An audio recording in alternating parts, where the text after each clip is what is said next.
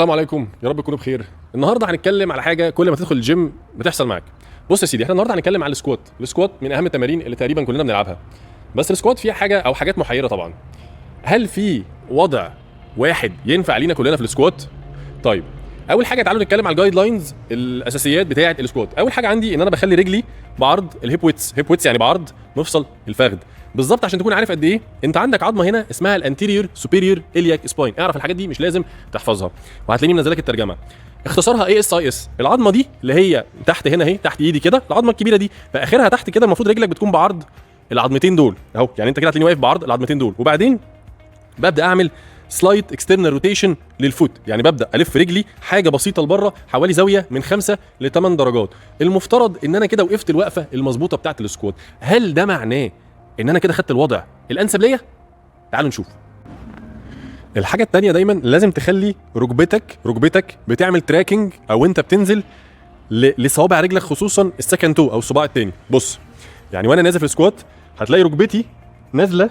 لو انت خدت من هنا من عند الباتيلا، خدت لاين خط، رسمت خط، هتلاقي الخط نازل فوق صباعي الثاني. يعني الكلام ده ما ينفعش انزل اعمل كده الركبه تطلع لبره، او ان وانا نازل انزل وركبتي تكسر لجوه. في الحالتين دول ده غلط، مهما مين قال لك لا ده عادي وده بيحصل، ده غلط وممكن يعرضك لاصابه.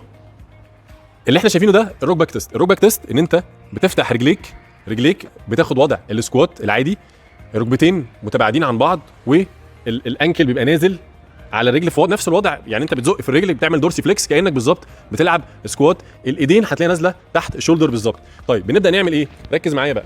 هنبدا نركز مع ظهر عمار ونشوف وهو بيرجع فين الحوض بتاعه، البلفس هيبدا يلف تحتيه. لازم الاختبار ده يتعمل بالراحه جدا ونرجع ببطء شديد. يلا ارجع. تمام، بس ستوب. احنا هنا بدا يحصل عندنا البوستيريور بيلفيك تلت، او الحوض بدا يتقلب او بدا ينزل. يبقى احنا في الستانس دي، في عرض الرجل ده، وهعرفكم ازاي بناخد دلوقتي بنقيسها ازاي. خلاص ده اقصى حاجه عمار يقدر ينزل لها. بعد كده هيبدا يحصل له دوران للحوض اسفل الجسم او البوستيريور بيلفيك تلت، وده ممكن يعرضه للاصابه. كل اللي انت هتحتاجه عشان تعمل الاختبار ده متر زي ده، وهتحتاج المفروض حاجه اسمها جونيوميتر او حاجه او زي المفصله اللي كنا بنشتغل بيها واحنا صغيرين ايام المدرسه. بتحتاج حاجه زي كده بس بتبقى بتاعت عظام. فهي احنا معانا دلوقتي المتر بس مش معانا الجونيوميتر. هناخد المقاس ما بين الركبتين، هنشوف المسافه ما بين الركبتين والمسافه ما بين الكعبين، وهو ده هيبقى الاتساع للستانس دي. لما يجي يلعب هنبقى عارفين ان الزاويه دي تقريبا اللي هتكون تقريبا زاويه حوالي 120 درجه. دي الزاويه اللي عمار يقدر ينزل فيها مهما شال اي وزن، ايا كان الوزن اللي هيشيله في الوضع ده، في الوقفه دي. ده اقصى وزن يقدر يشيله. بعد كده هيبدا يعرض اسفل الظهر عنده او جسمه بشكل عام للاصابه.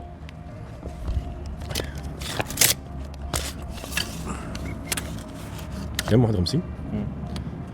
طيب طلع عندنا المسافه ما بين الركبتين 51 سم. هنشوف بقى المسافه ما بين الكعبين.